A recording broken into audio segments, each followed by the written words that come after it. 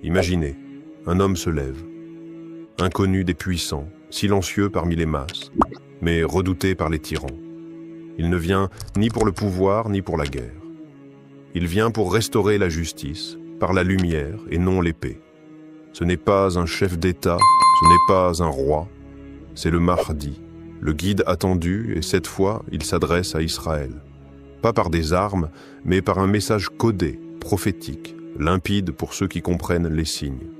Dans cette vidéo inédite, vous allez découvrir ce message mystique, les raisons profondes pour lesquelles le Mahdi s'adresse à Israël et les clés cachées dans les hadiths et le Coran. Ce que vous entendrez va vous secouer. C'est peut-être le message de fin des temps. Abonnez-vous dès maintenant à la foi islamique pour ne rien manquer de ce que les médias et les savants refusent encore de dire. Bismillahi ar-Rahmani ar-Rahm. Ô Allah, ouvre nos cœurs à la vérité, purifie nos intentions et guide nos pas dans ta lumière. Amen. Partie 1. Pourquoi Israël? Les racines d'un message oublié. Il y a des lieux sur cette terre qui ne vieillissent pas, des lieux où l'histoire ne s'efface pas, même après 1000 tempêtes. Jérusalem en fait partie. Ce n'est pas une simple ville. C'est une cicatrice vivante sur le visage du monde, un souffle sacré suspendu entre les cieux et la terre. Là où les prophètes ont marché pieds nus et les pieds nus, là où les anges sont descendus, là où les larmes ont plus de valeur que l'or. Pourquoi donc le Mahdi adresserait-il son premier message à Israël? Pourquoi ne pas commencer par les grandes puissances ou les peuples opprimés? Parce qu'Israël est plus qu'un État. C'est un symbole. C'est le miroir d'un serment ancien. Depuis des siècles, Allah a choisi parmi les Banu Israël des prophètes illustres. Moïse, David, Salomon, Zacharia, Yahya. Un peuple béni à l'origine, chargé de porter la lumière. Mais au fil du temps, cette lumière a été obscurcie. Les Écritures ont été falsifiées, les justes ont été rejetés, et les cœurs se sont endurcis. Ce que beaucoup ignorent, c'est que l'histoire d'Israël est directement liée à la fin des temps. Ce n'est pas une conjecture, c'est une vérité enracinée dans les textes. Le prophète a mentionné que l'Antéchrist, le Dajjal, serait suivi par 70 000 juifs de Isfahan, portant des manteaux verts. Ce détail n'est pas anodin. Il traduit une continuité, celle d'un peuple autrefois guidé, devenu l'un des soutiens de l'imposture finale. Mais attention, le Mahdi n'est pas un guerrier venu pour se venger. Il n'est pas animé par la haine. Il n'est pas le reflet de la colère humaine. Il est le souffle du rappel. Il est l'équilibre entre Rahma, miséricorde, et Adl, justice. Et sa mission commence par l'appel, même aux égarés. C'est pour cela que son premier message est destiné à Israël, pas pour flatter, pas pour menacer, mais pour éveiller. Il parle en paraboles, en symboles, en codes, non pas pour cacher la vérité, mais pour tester les cœurs. Ceux qui reconnaîtront la sincérité de son appel comprendront. Les autres s'effondreront sous le poids de leur propre aveuglement. Le message du Mahdi à Israël est aussi un miroir pour l'humanité. Car ce peuple, choisi puis égaré, est le reflet de ce que nous pouvons devenir si nous trahissons nos pactes. Il est un rappel que la guidance ne suffit pas si le cœur est corrompu. Israël est donc la première adresse. Non pas parce qu'il est le plus fort, mais parce qu'il fut autrefois le plus proche du divin. Et c'est à celui qui s'est éloigné de la source que le rappel doit être lancé en premier.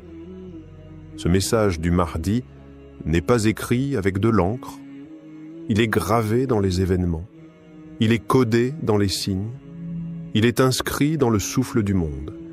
Chaque tremblement à Jérusalem, chaque flamme sur l'esplanade des mosquées, chaque silence des nations, tout résonne comme une annonce. Le Mahdi ne parle pas à travers les réseaux, il ne crie pas dans les rues. Il parle dans l'ombre, par la sagesse, par l'invisible. Et ceux qui ont gardé une parcelle de lumière dans leur poitrine sauront, ce message leur est adressé. Pas comme une menace, mais comme une dernière chance. une dernière corde tendue avant l'abîme. Partie 2. Un message codé dans la Torah et le Coran. Il y a des vérités qui ne s'expriment pas en clair. Elles se cachent entre les lignes, glissent dans les creux des versets, apparaissent seulement à ceux dont le cœur est éveillé. Le Mahdi, héritier de cette lumière, ne parle pas pour convaincre. Il parle pour réveiller. Et son message à Israël n'est pas une invention. Il est le déchiffrement d'un code ancien, inscrit à la fois dans la Torah originelle et dans le Coran immuable. 2 livres, 2 révélations, mais une seule vérité, pure, traversant le temps malgré les falsifications et les manipulations. Le Coran ne nie pas la Torah. Il ne la rejette pas. Il la reconnaît dans ce qu'elle a de vrai, de pur, de céleste, mais il la corrige. Il l'épure. Il tranche ce que les hommes y ont ajouté. Et c'est là que le message du Mahdi trouve sa première source. Allah dit dans la sourate Al-Isra, « Et nous avons décrété pour les enfants d'Israël dans le livre, par 2 fois, vous sèmerez la corruption sur la terre et vous monterez en grande arrogance. » 10.7.4. 2 corruptions, 2 montées en puissance, 2 défis lancés au Créateur lui-même. Ce verset, souvent récité, rarement compris, est un verrou que le Mahdi vient ouvrir.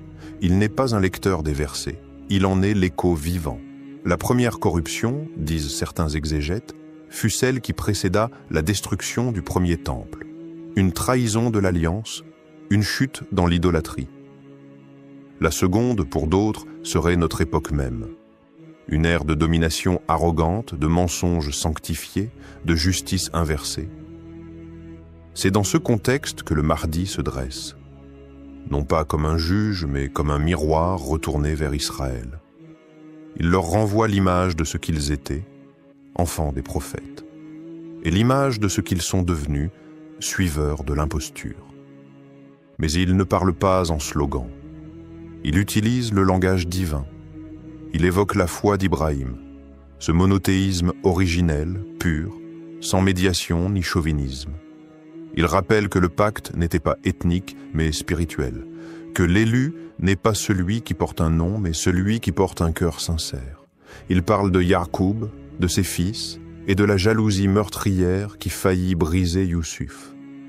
Il rappelle à Israël ses propres blessures, ses fautes, ses trahisons, non pour les condamner, mais pour les réveiller.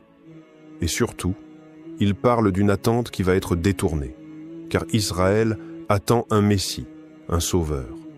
Mais c'est le Dajjal qu'ils accueilleront, croyant voir en lui le roi attendu. Voilà le cœur du message codé. Le Mahdi ne vient pas simplement les prévenir, il leur tend un dernier indice. Le faux Messie viendra avec des miracles, de la puissance, des promesses. Le vrai, lui, viendra dans l'ombre avec la vérité nue. Ce langage, le Mahdi ne le crie pas.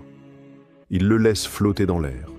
Il le murmure dans les coïncidences, dans les rêves des pieux, dans les versets oubliés. Il ne veut pas convaincre la foule. Il vise l'âme isolée qui doute encore, celle qui cherche un sens au tumulte, et ceux qui liront entre les lignes, ceux qui oseront rapprocher les prophéties de la Torah des annonces du Coran, comprendront. Le temps est venu. Le messager ne vient pas pour convertir. Il vient pour révéler ce que beaucoup savaient, mais n'ont jamais osé affronter. Partie 3. Le Mahdi et les secrets du Temple. Dans les souterrains de Jérusalem, les marteaux résonnent. Des mains creusent, des plans se dessinent, des discours messianiques se propagent. Car en Israël, certains croient que le moment est venu de reconstruire le 3e temple. Mais ce qu'ils s'apprêtent à élever n'est pas une demeure pour Dieu. Ils ne bâtissent pas une maison sacrée. Ils ouvrent une porte invisible, une brèche vers le faux, vers l'illusion, vers ce que les prophètes ont mis en garde depuis des siècles, et c'est ici que le Mahdi parle avec puissance. Il révèle ce que beaucoup refusent d'entendre. Le véritable temple n'est pas fait de pierre ni d'or. Il ne se dresse pas sur une colline. Il ne dépend pas d'architecte. Il est dans le cœur de l'homme qui se soumet à Allah, dans le cœur lavé de l'orgueil, dans le cœur qui pleure plutôt que de conquérir. Il cherche des fondations. Le Mahdi cherche des âmes. Mais ceux qui œuvrent à la reconstruction du temple ne le font pas pour honorer Dieu. Ils obéissent à une promesse pervertie, à une vision messianique détournée. Pour eux, le temple est l'instrument d'un règne terrestre, le signal de leur suprématie spirituelle et politique. Ce qu'ils attendent n'est pas le retour de la piété, mais l'ascension d'un roi Messie qui dominera les nations. Or, ce roi qu'ils appellent de leur vœu n'est autre que le Dajjal, l'imposteur. Celui qui viendra avec des prodiges, qui trompera les foules, qui entrera même à Jérusalem pour se proclamer divinité. Les hadiths l'affirment, le Dajjal apparaîtra à l'est, mais il visera Jérusalem comme trône, et c'est là, précisément là, que le Mahdi l'attendra. Imagine la scène, le faux Messie marche dans les ruines, glorifié par ceux qui croient accomplir la promesse divine. Il monte les marches du temple qu'ils auront bâti pour lui. Il tend les bras, et à cet instant, la lumière du vrai s'abat sur lui. Le Mahdi apparaît. Pas pour une guerre classique, mais pour un duel spirituel, une confrontation entre le réel et l'imposture, entre le souffle d'Ibrahim et la fumée du mensonge. Le message codé du Mahdi à Israël est un ultimatum voilé. Vous avez abandonné l'alliance. Vous avez transformé l'héritage des prophètes en un projet de pouvoir. Revenez, revenez à la pureté, revenez à la foi d'Ibrahim, ou bien vous serez les témoins, non pas de la victoire que vous espérez, mais de la colère divine que vous redoutez. Et cette colère, elle ne s'exprime pas dans les tremblements de terre, ni dans les éclairs. Elle s'exprime dans la défaite du mensonge, dans la chute des idoles mentales, dans l'éveil brutal de ceux qui verront que leur Messie était en réalité un ennemi. Les fondations du temple ne sont pas sous la mosquée Al-Aqsa. Elles sont dans les versets, dans les prières abandonnées, dans les larmes des veuves, dans les cris des enfants de Gaza. C'est là que Dieu regarde. Et le Mahdi, lui, ne reconstruit pas un temple. Il reconstruit le lien brisé entre le ciel et la terre. Et pendant que les puissants célèbrent leurs plans et que les médias chantent leurs ambitions, le Mahdi murmure encore une fois « À qui veut entendre ?» Et ce murmure est une foudre invisible. Partie 4. Un avertissement spirituel avant le grand affrontement. Le Mahdi ne frappe pas d'abord avec l'épée.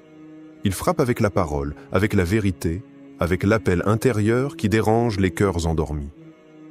Avant que les armées ne marchent, avant que les drapeaux ne se lèvent, il se tourne vers ceux qui savent, mais qui se taisent. Il parle aux consciences derrière les murs de Jérusalem. Il s'adresse aux rabbins, aux sages, aux initiés, à ceux qui ont étudié la Kabbale, les Midrashim, les visions d'Ézéchiel et les prophéties d'Isaïe. Il leur dit, sans agressivité mais avec autorité, « Vous avez vu les signes, vous les avez lus, vous les avez compris, mais vous les avez enterrés. » Le Mahdi n'accuse pas dans le vide. Il nomme, il révèle, il montre les textes anciens, ce que seuls les savants d'Israël peuvent déchiffrer. Il cite, par allusion, les fragments où le prophète Daniel parle du temps de la fin, où la Torah annonce la venue d'un serviteur juste qui restaurera l'unicité de Dieu. Il rappelle les versets que certains dissimulent volontairement, de peur que la vérité n'éclaire les masses. Ce silence n'est pas neutre, il est complice. Car ce sont ces élites spirituelles qui, en cachant la vérité, ouvrent la voie au Dajjal. Elles préparent les esprits à accueillir un roi au faux miracle, un chef au charisme noir, un homme qui dira « Je suis Dieu ». Et dans ce chaos organisé, la voix du Mahdi est un dernier souffle de miséricorde. Il ne vient pas humilier, mais réveiller. Il ne vient pas forcer, mais rappeler. Car même dans Israël, certains entendront. Des hommes et des femmes de lumière, rares mais sincères, lèveront les yeux vers lui et reconnaîtront non pas un ennemi, mais un écho du message d'Ibrahim. Comme au temps de Moïse, Quand un petit groupe se leva face à Pharaon, un petit reste se lèvera en ces temps troublés. Ils diront, « Ceci est celui dont nos livres parlent, celui qui vient non pour asservir, mais pour rétablir. » Et ces cœurs croyants, issus même de ceux qu'on croyait fermés à jamais, seront accueillis, protégés, honorés. Mais le reste, la majorité, s'enfoncera dans l'obstination. Ils verront le signe, mais le nieront. Ils entendront l'appel, mais le tourneront en ridicule. Ils choisiront le bruit du pouvoir au silence de la foi, et à partir de là, le compte à rebours commencera. Le jugement, dans l'islam, ne commence pas par le feu ni par les cataclysmes. Il commence par la rupture de l'équilibre, la chute du mensonge, le dévoilement des vérités qu'on ne voulait plus entendre. Et ce dévoilement est plus terrifiant que la guerre, car il met à nu les âmes, il arrache les masques, il confronte chacun à lui-même. Le Mahdi le sait. Le vrai affrontement est spirituel avant d'être militaire. Et c'est pour cela qu'il parle aux esprits avant de parler aux nations. Car ceux qui refusent de se réveiller intérieurement tomberont extérieurement. Ce message, il le dépose comme une perle dans l'océan trouble de la fin des temps. Il partie 5. Le dernier mot avant l'épreuve finale. Le Mahdi ne lève plus la voix. Il n'a plus besoin de parler. Le ciel entier parle à sa place. Le dernier mot, il ne le prononce pas. Il le dépose comme une lame invisible suspendue entre deux mondes. Ceux qui ont écouté ressentent un frisson dans l'âme. Ceux qui ont rejeté ne se doutent même pas qu'ils viennent de signer leur propre arrêt. C'est fini. Le message a été donné. Ni discours fleuri, ni menace criée. Juste un silence chargé d'éternité. Car lorsque le Mahdi se tait, les anges reprennent la parole. Non pas avec des mots humains, mais avec des signes dans les cieux, des bouleversements dans les cœurs, des événements qui brisent le cours du temps. Israël a reçu l'ultime vérité. Ce n'était ni une menace politique, ni un cri de guerre. C'était une lumière tranchante, un rappel codé dans les Écritures, une mise en demeure d'origine divine. Ceux qui ont étudié sincèrement auront compris. Les autres combattront, mais ils combattront la vérité elle-même. Et la vérité, quand elle descend du ciel, ne recule pas. Le Mahdi, dans ce moment suspendu, n'est pas un homme seul. Il est le point de convergence de toutes les invocations oubliées, la réponse à la douleur des opprimés, le fruit d'un serment ancien entre Allah et ses prophètes. Il est précédé par les prières de Mariam, d'Ibrahim, de Muhammad. Il est porté par les vents du destin, par l'ordre du Seigneur des mondes. Autour de lui, les cieux se tiennent prêts. Des anges aux ailes immenses attendent le signal. Des esprits d'hommes justes, morts depuis des siècles, se lèvent dans l'invisible pour se tenir à ses côtés. Les nuées se chargent, les tremblements intérieurs commencent, et pourtant, ils ne frappent pas. Ils regardent. Ils observent les choix de chacun. Car le temps du libre arbitre n'est pas encore clos, mais plus pour longtemps. Car ce silence n'est pas du vide, c'est une sentence en suspens, une justice qui retient encore son souffle. Une dernière chance offerte à ceux qui ont encore un cœur vivant. C'est le dernier intervalle entre la parole et l'épée. Et dans cet intervalle, une phrase unique plane comme une étincelle dans l'obscurité. La vérité arrive. Préparez-vous. Elle ne se crie pas, elle s'imprime dans l'âme. Elle traverse les murs de Jérusalem, passe au-dessus des minarets, glisse sous les pierres du mur occidental, frôle les couloirs secrets des gouvernements, effleure les oreilles des puissants, et sème le doute chez ceux qui croyaient tout contrôler. Car la vérité, une fois annoncée, ne peut plus être arrêtée. Elle se propage comme le feu sacré. Elle pénètre les forteresses, détruit les illusions, brise les alliances fondées sur le mensonge. Elle sépare les sincères des hypocrites, les croyants des opportunistes, les repentants des arrogants. Et bientôt, ce n'est plus le Mahdi qui parlera. Ce seront les événements eux-mêmes, les séismes, les renversements, les batailles de l'esprit et de la matière. Le monde entier sera le théâtre de cette dernière confrontation, mais elle aura commencé là, en silence, avec une simple phrase adressée à Israël, un mot codé, un avertissement céleste, une vérité brûlante, préparez-vous. Blige personne à le saisir, mais celui qui la trouve ne sera plus jamais le même. Ce message n'était pas une fiction, ce n'était pas une théorie, c'était un écho venu d'un futur écrit depuis des millénaires. Le Mahdi ne s'adresse pas seulement à Israël, il parle à chaque conscience, à chaque cœur encore vivant. Il tend la main une dernière fois avant que les événements ne la remplacent par l'inévitable. Le monde est à l'aube d'un basculement. Les signes s'alignent, les masques tombent, la vérité se dévoile. Et maintenant que tu sais, que feras-tu ? Fermeras-tu les yeux comme tant d'autres ?